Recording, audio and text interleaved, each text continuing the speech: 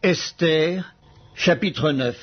Au 12e mois, qui est le mois d'Adar, le 13e jour du mois, jour où devait s'exécuter l'ordre et l'édit du roi, et où les ennemis des Juifs avaient espéré dominer sur eux, ce fut le contraire qui arriva, et les Juifs dominèrent sur leurs ennemis. Les Juifs se rassemblèrent dans leurs villes, dans toutes les provinces du roi Assuérus, pour mettre la main sur ceux qui cherchaient leur perte, et personne ne put leur résister, car la crainte qu'on avait d'eux s'était emparée de tous les peuples.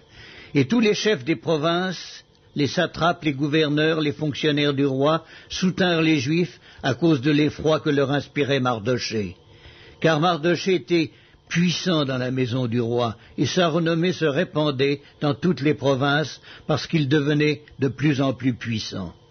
Les Juifs frappèrent à coups d'épée tous leurs ennemis, les tuèrent et les firent périr.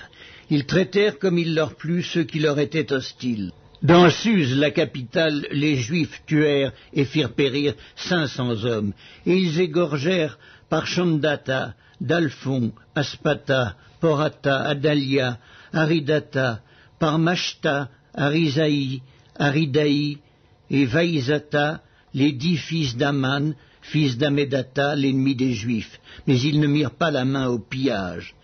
Ce jour-là, le nombre de ceux qui avaient été tués dans Suse, la capitale, parvint à la connaissance du roi.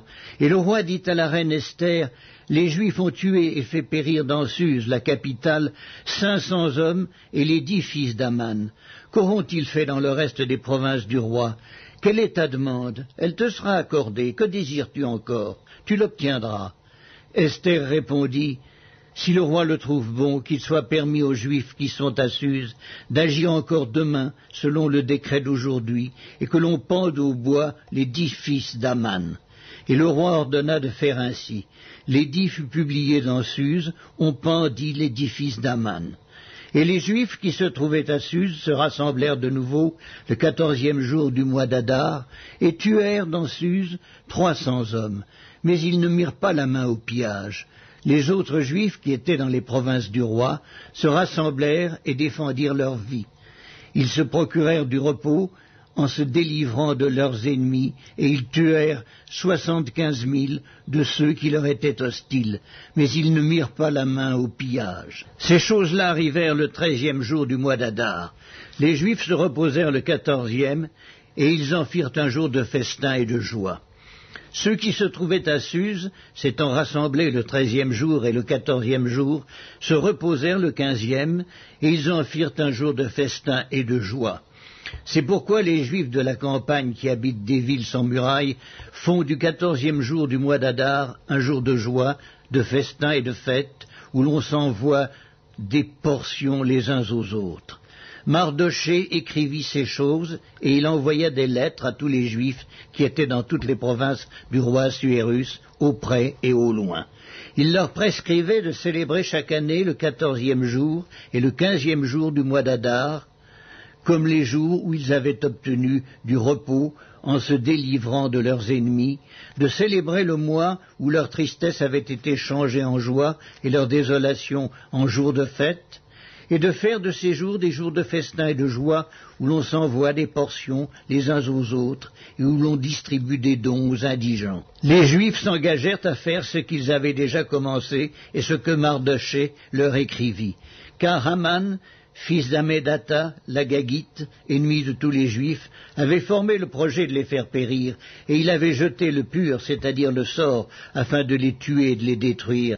Mais Esther s'étant présentée devant le roi ordonna par écrit de faire retomber sur la tête d'Aman le méchant projet qu'il avait formé contre les Juifs et de le pendre au bois, lui et ses fils. C'est pourquoi on appela ces jours Purim du nom de Pur. D'après tout le contenu de cette lettre, d'après ce qu'ils avaient eux-mêmes vu et ce qui leur était arrivé, les Juifs prirent pour eux, pour leur postérité et pour tous ceux qui s'attacheraient à eux, la résolution et l'engagement irrévocable de célébrer chaque année ces 2 jours, selon le mode prescrit et au temps fixé. Ces jours devaient être rappelés et célébrés de génération en génération, dans chaque famille, dans chaque province et dans chaque ville, et ces jours de Purim ne devaient jamais être abolis au milieu des Juifs, ni le souvenir s'en effacer parmi leurs descendants. La reine Esther, fille d'Abicaïl, et le juif Mardochée écrivirent d'une manière pressante une seconde fois pour confirmer la lettre sur les Purim. On envoya des lettres à tous les Juifs dans les 127 provinces du roi Assuérus. Elles contenaient des paroles de paix et de fidélité pour prescrire ces jours de Purim au temps fixé, comme le juif Mardochée et la reine Esther les avaient établis pour eux, et comme ils les avaient établis pour eux-mêmes et pour leur postérité, à l'occasion de leurs jeûnes et de leurs cris. Ainsi l'ordre d'Esther confirma l'institution des Purim, et cela fut écrit dans le livre.